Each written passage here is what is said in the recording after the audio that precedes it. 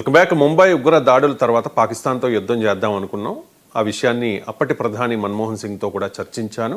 కానీ అమెరికా ఒత్తిడి వల్ల యుద్ధం చేయలేకపోయాం, వెనక్కి తగ్గాం అని చెప్పి ప్రొఫెసర్ గారు రీసెంట్గా అప్పటి హోంమంత్రి చిదంబరం కొన్ని వ్యాఖ్యలు చేశారు కదా సార్.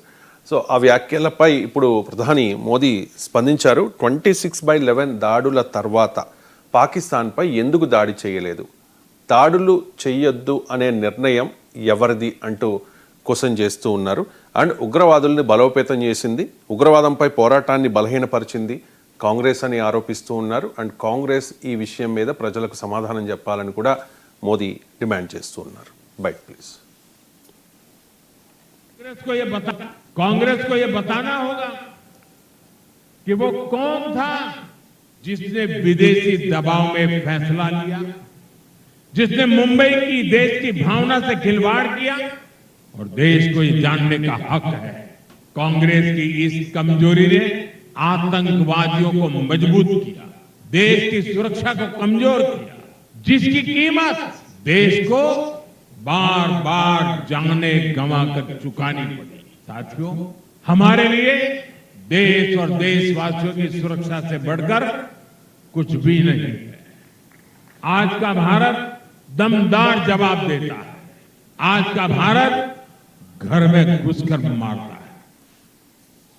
సార్, ఉగ్రవాదుల మీద పోరాటం చేయడంలో బలహీనపరిచింది, ఆ పోరాటాన్ని బలహీనపరిచింది కాంగ్రెస్ పార్టీ అనేది మోదీ ఆరోపణ. సార్ మీరేమంటారు? అంటే మోడీ పైన కాంగ్రెస్ ఆరోపణలు చేస్తున్నప్పుడు కాంగ్రెస్ పైన మోడీ ఆరోపణలు చేసి హక్కుంటుంది కదా. ఇప్పుడు ఉదాహరణకు ఆపరేషన్ సింధూర్ ఎవరు ఆపారు? ట్రంపే ఆపించాడు. ట్రంప్ ఒత్తిడితోనే మోడీ ఆపాడు, మోడీ భయపడ్డాడు, ఇవన్నీ కాంగ్రెస్ అంటోంది కదా. సో ట్రంప్ పదే పదే నేనే ఆపాను అని చెప్తుంటే భారత ప్రభుత్వం స్పష్టంగా కాదు అని చెప్తున్నా కాంగ్రెస్ పార్టీ ట్రంప్ చెప్పాడు గనక మోడీ సమాధానం చెప్పాలని అడగడం లేదా? సో అందువల్ల మాకు కాంగ్రెస్ పార్టీ ప్రశ్నించినప్పుడు మోడీ కూడా ప్రశ్నిస్తాడు కదా. నేను చిదంబరం అన్న రోజే మనం విశ్లేషించాం. Chidambaram Congress party self goal వేసడంలో చిదంబరం లాంటి నాయకులు సరిపోతారని. కాంగ్రెస్ పార్టీకి ఉన్న ప్రత్యేకత ఏంటంటే వేరేటోడు కొట్టాల్సిన అవసరం లేదు.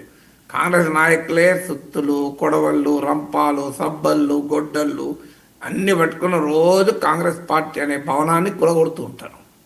రాహుల్ గాంధీ, కాంగ్రెస్ పార్టీ సోనియా గాంధీ దాన్ని మరమ్మతులు చేస్తూనే ఉంటారు. వాళ్ళేమో మరమ్మతులు బయట నుంచి చేస్తే లోపల నుంచి కొడుతుంటారు, వాళ్ళు లోపల నుంచి మరమ్మతులు చేస్తే బయట నుంచి కొడుతుంటారు. ఇది అలవాటు కాంగ్రెస్ పార్టీకి. కాంగ్రెస్ పార్టీకి కొత్త ఏమున్నది ఇది. సో అందువల్ల కాంగ్రెస్ రాజకీయాల్లో హత్యలు ఉండవు, ఆత్మహత్యలు ఉంటాయంటారు. ఇది కాంగ్రెస్ పార్టీకి 150% వర్తిస్తుంది.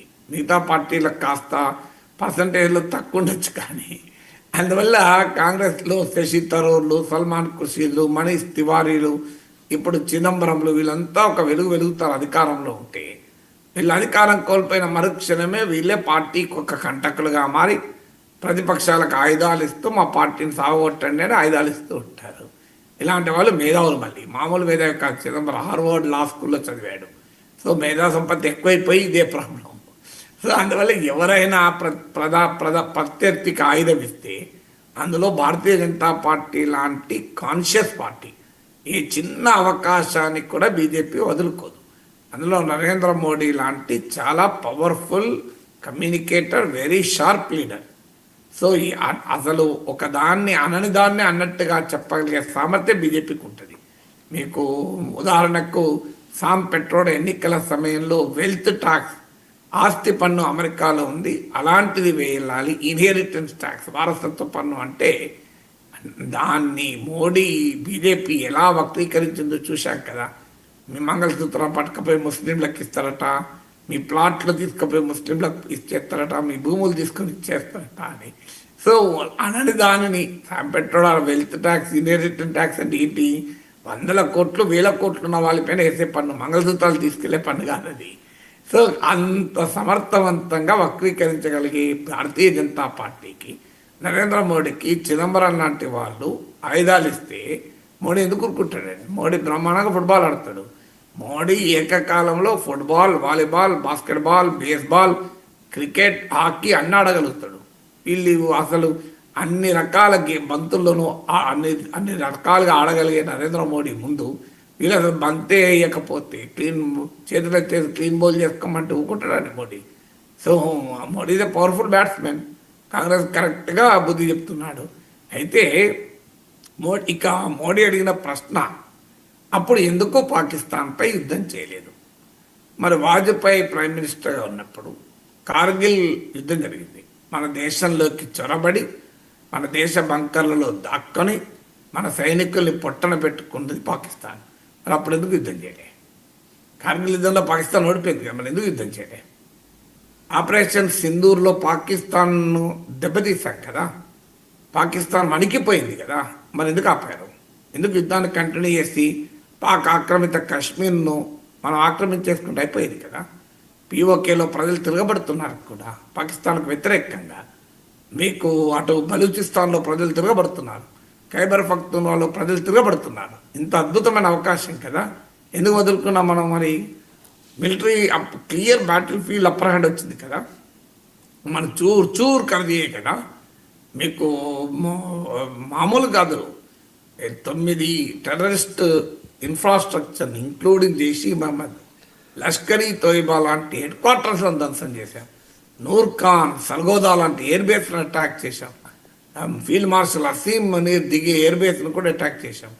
మీకు పాకిస్తాన్ అణువాయుధాల భండాగారం వాకిట్లోకి వెళ్ళి పెరట్లోకి వెళ్ళి కొట్టాం. మరి ఎందుకు ఆపాము? ఇండోనేషియాలో ఇండియన్ ఎంబసీకి మిలిటరీ అటాచ్ చెప్పాడు. రాజకీయ పరిమితుల వల్ల మేము కొంత నష్టపోయాము అని కూడా చెప్పాడు. Due to political constraints we have lost అని చెప్పాడు. అంటే క్లియర్గా ప్రభుత్వం ఆంక్షలు పెట్టింది కదా ఆర్మీకి, మీరు ఎక్కడ దాకా మాత్రమే ఆగండి అని. ఎందుకు ఆపారు చెప్పండి? ఇప్పుడు బ్యాటిల్ ఫీల్డ్లో సైన్యం అద్భుతమైన విజయాలు సాధించింది మన ఇండియన్ ఎయిర్ ఫోర్స్. దాంట్లో ఎవరికీ అనుమానం లేదు. ఎవరైనా ప్రతిపక్షాలకు అనుమానం ఉంటే నాకేమితే వాళ్ళ ప్రాబ్లం, అది నా ప్రాబ్లం కాదు. మరి మీరు ఎందుకు ఆపారు? ఎవడు శత్రువు ఓడిపోతుంటే ఆపుతారని యుద్ధం ఎవడన్నా? శత్రువును తరిమి కొట్టాలి కదా. శత్రువు ఓడిపోయి పారిపోతుంటే మీరు ఎందుకు వదిలేరు? కారణం ఏంటంటే Pakistan director general military operator phone చేసి బతిలాడాడు, కాలబేరానికి వచ్చాడు. శత్రువు బతిలాడితే కాలబేరానికి వస్తే అది కూడా కుక్కతో ఒక వంకర లాంటి పాకిస్తాన్ కాలబేరానికి ఒప్పుకుంటామా అండి? కాలబేరానికి వస్తే ఈ జాడించి కాళ్ళతో కొట్టాలి కదా. బతిలాడుకుంటూ ఒప్పుకుంటామా? పాకిస్తాన్ విషయంలో ఉంటామా? మరి ఎందుకు యుద్ధాన్ని కంటిన్యూ చేయలేదు? దీనికి ఆన్సర్ చెప్పాలి కదా, అప్పుడైనా ఇప్పుడైనా. అంటే నేను అనేది ఏంటంటే ప్రభుత్వాలు కొన్ని సందర్భాల్లో కొన్ని నిర్ణయాలు తీసుకుంటాయి. నిర్ణయము రైటా రాంగా 20 ఏళ్ళ తర్వాత 10 ఏళ్ళ తర్వాత చూస్తే మనకు సరిగా అర్థం కాదు. అప్పుడున్న పరిస్థితుల్లో ఆ నిర్ణయాలు తీసుకుంటారు. ప్రభుత్వాల దేశభక్తిని, ప్రధానమంత్రుల దేశభక్తిని నిరంతరం శంకించకూడదు. ఇది ఈ దేశానికి గర్వకారణం కాదు. అది వాజ్పేయి అయినా, మన్మోహన్ సింగ్ అయినా, నరేంద్ర మోడీ అయినా. విధానాల్ని విమర్శించడం వేరు, వారి దేశభక్తిని శంకించడం వేరు. ఆపరేషన్ సింధూర్ ఆపి ఉండకపోతే బాగుండేది, విశ్లేషించవచ్చు, తప్పలేదు. లేదు, ముంబై దాడుల తర్వాత పాకిస్తాన్పై యుద్ధం చేస్తుంటే బాగుండేది, కార్గిల్ యుద్ధాన్ని వాజ్పేయి ఆపాల్సింది లేకుండే, దెర్ కెన్ బి ఒపీనియన్. కానీ దేశభక్తిని శంకించడం సరైనది కాదు. సో ప్రధానమంత్రుల ప్రభుత్వాల దేశభక్తిని శంకించకూడదు. నా దృష్టిలో నరేంద్ర మోడీ దేశభక్తుడు, రాహుల్ గాంధీ దేశభక్తుడు, మన్మోహన్ సింగ్ దేశభక్తుడు. విధానాల్ని మనం ప్రశ్నించవచ్చు. మోడీ దేశభక్తిని ప్రశ్నిస్తే ఖచ్చితంగా వ్యతిరేకించాలి. ఎందుకంటే దేశభక్తి విషయంలో రాజకీయ నాయకుల్లో తేడా ఉంటుందని అనుకోను. వాళ్ళందరూ భారతదేశ బిడ్డలు కదా. సో అందువల్ల మనం ఆ రకంగా మన వారిని రాజకీయ కారణాల రీత్యా దేశద్రోహులుగా మనం చిత్రీకరించుకోకూడదు. ఆయా సందర్భాల్లో ప్రభుత్వ విధానం, ఇప్పుడు కార్గిల్ యుద్ధం జరిగింది. ఆ సమయంలో వాజ్పేయి ప్రభుత్వ ఆదేశం ఎట్టి పరిస్థితుల్లో ఎల్ఓసి దాటకూడదు అని. మరి ఎందుకు దాటలేదు? వాజ్పేయి ఏమైనా అసమర్థుడా? వాజ్పేయి ఏమైనా దేశద్రోహ? వాజ్పేయి ఏమైనా కాంగ్రెస్ పార్టీలాగా వెన్నెముకలేని జీవా? వాజ్పేయి ఏమైనా చైనాతో అమెరికాతో ఆలోచిపడేవాడా? చాలా గొప్ప దేశభక్తుడు కదా వాజ్పేయి. మరి ఎందుకు ఎల్ఓసి దాటి కొట్టలేదు? ఎందుకు ఇండియన్ ఆర్మీకి ఆదేశాలు ఇవ్వలేదు ఎల్ఓసి దాటి కొట్టండి అని? పాకిస్తాన్ ఓడిపోతున్న సమయంలో అది కూడా. కానీ క్లియర్ ఇన్స్ట్రక్షన్ దాటొద్దని. ఎందుకు వాజ్పేయి సర్జికల్ స్ట్రైక్ జరపలేదు? ఎందుకు వాజ్పేయి బాలాకోట్ స్ట్రైక్ జరపలేదు? ఎందుకు వాజ్పేయి ఆపరేషన్ సింధూర్ జరపలేదు? మన్మోహన్ సింగ్ జరపలేదు అంటే పక్క పెట్టాడు, కాంగ్రెస్ వాళ్ళు చేతకాండలు. మరి వాజ్పేయి ఎందుకు చేయలేదు? మరి అప్పుడు అద్వానీ కదా హోమ్ మినిస్టర్, లోహపురుష్ హోమ్ మినిస్టర్గా ఉన్నా కూడా ఎందుకు చేయలేదు? అంటే అద్వానీజీ, వాజ్పేయిజీ దేశభక్తిని శంకించుదామా? ఒక ప్రభుత్వ విధానం. మొన్న సర్జికల్ స్ట్రైక్స్ వరకు కూడా, సర్జికల్ స్ట్రైక్స్ గతంలో కూడా జరిగాయి అనేది గత ప్రభుత్వాల వాదన. అట్లీస్ట్ బాలాకోట్ స్ట్రైక్స్ లాంటివి అయితే జరగలేదు, అనుమానం లేదు. 1971 వార్ తర్వాత భారతదేశం సరిహద్దు దాటి పాకిస్తాన్ లోపలికి వెళ్ళి అటాక్ చేయలేదు. ఈసారి మోడీ ప్రభుత్వంలో బాలాకోట్ స్ట్రైక్స్ మొదటిసారి జరిగింది. తర్వాత ఇప్పుడు ఆపరేషన్ సింధూర్. అంతవరకు మనం అంగీకరించాలి.